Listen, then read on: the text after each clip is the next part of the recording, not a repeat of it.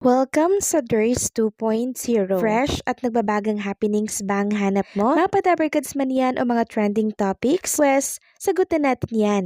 Kaya naman isubscribe nyo na ang ating channel para sa mga nagbabagang balita everyday. So ayun, welcome back again sa ating YouTube channel mga Kadabarkads. And for today's video, ang pag-uusapan po natin ay mga importanteng kaganapan sa loob at sa labas po ng Itbulaga sa TBHA and syempre sa mga Dabarkads. First topic natin ang tungkol po dito sa inihahanda po na Lenten Special ng Itbulaga na kung saan ay sinisimula na po pala ng mga Dabarkads natin. Kahapon nga po nagbahagi itong si Father Jep ng ilang picture ng kaganapan po dito po sa Lenten Special na sinushoot ng mga Dabarkads natin.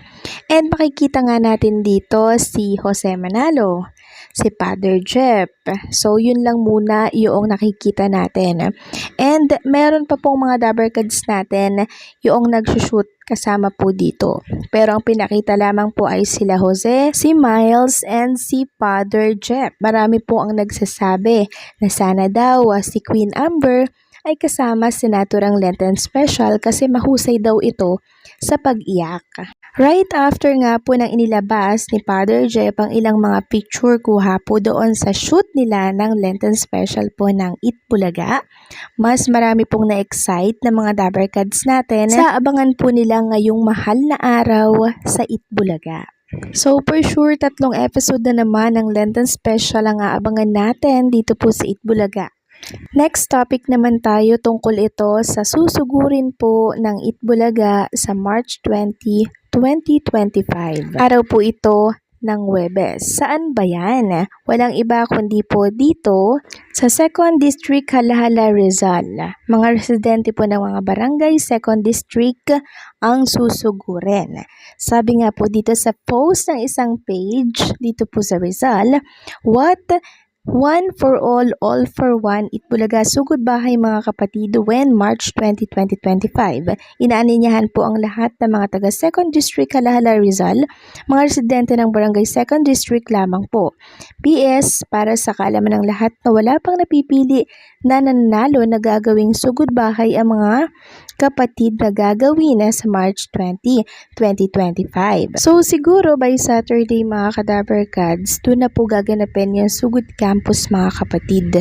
So abangan natin at tabayanan po natin yung magiging announcement ng TBJ Itbulaga sa ating mga Dabarkads. Dahil for sure, mag-e-enjoy na naman po ang lahat ng televiewers and online viewers. Samantalang ang mga taga PNHSDLB naman po dito po sa Mulanay, tinugtog po nila etong pambansang kanta natin na Itbulaga. So nakakatuwa lang dahil iba't ibang mga school, iba't ibang mga lugar, yun talaga naman pong tinutugtog yung team song po ng Itbulaga. Ibig sabihin lamang nito na talaga naman pong tinuturing nilang pangbansang noontime show ang ating programa po na Itbulaga. Dahil maging sa ibang bansa mga Kadabarkads, alam na alam po nilang tugtugin ang team song ng Itbulaga. Kung inyong ang natatandaan yung nangyari po sa Singapore, nung bumisita po si Bossing Vic Sotto doon,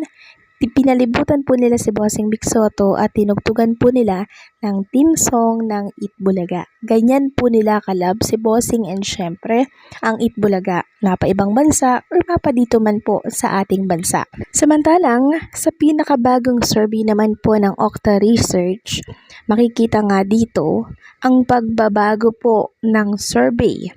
And si Tito Sotto po ay pumapang-4 at pang-7 na merong 47% na voting. So ayan po yung ranking mga Kadabarkads. Erwin Tulfo nangunguna. Pangalawa po itong si Bongo. Pangatlo Ben Tulfo. Pang-4 Bong Revilla. Ganon din po si Tito Sen 4-7. So bahagya pong bumababa si Tito Sotto. Kung inyong natatandaan, nung nakaraan una siya, pangalawa, pangatlo, hanggang ngayon Pang-apat to pang-pito na po siya. Pero at least pasok pa din po si Tito Sen sa top 5 or sa Magic 12. And meron tayong dapat abangan kay Tito Soto. Sabi nga dito sa Radyo Pilipino, abangan daw natin ngayong araw. Bakit nga daw si Vicente Tito Soto ang dapat iboto ng mga Pilipino? Sasagutin po yan. Alamin din ang kanyang kasagutan daw sa hashtag Pamumuno 2025, a midterm election candidate interview. Tumutok daw po at makinig bukas Martes, ika-18 ng Marso, 11 hanggang 12 ng tanghali para daw po sa latest update. Ay, dapat nakapollow daw po kayo sa social media ng Radyo Pilipino. Samantalang, isang netizen naman po ang nagbahagi dito sa Facebook ng version po ni Ice Guerra and Vic Soto na what matter most. Sabi dito, it's not how long we held each other's hand. What matters is how will we love each other. It's not how far we traveled on our way of what we found to say. It's not the spring you see, but all the shades of green. It's not how long I held you in my arms. What matters is how sweet the years together. It's not how many summer times we had to give to fall. The early morning smiles we tearfully recall. The matters most is that we love at all. It's not how many summertime we had to give to fall. The early morning smiles we tearfully recall. What matters most is that we love at all. What matters most is that we love at all. So ito po yung version by Ice Guerra and Bossing Vic Soto. So ang ganda po ng mensahe ng version na to, 'di ba? Nakakatuwa lang kasi sa nangyari po sa bansa natin ngayon parang may connection etong version na to. Samantalang sa mga patuloy pong nagtatanong kung maka-Duterte daw po si Tito Sen, isa lamang po ang masasabi ko dyan. Si Tito Soto po gusto na lamang manahimik, ayaw pong makialama sa usaping meron ngayon dito po sa ating bansa. Kasi once na nakialam po siya, meron at merong masasabi, no? Meron at meron pong babati ko sa kanya. Kaya mainam pa nga naman na manahimik na lamang siya. Sa nagkakalat po dyan na pro-Duterte, si Tito Soto, hindi naman po. Nasa gitna lamang po siya.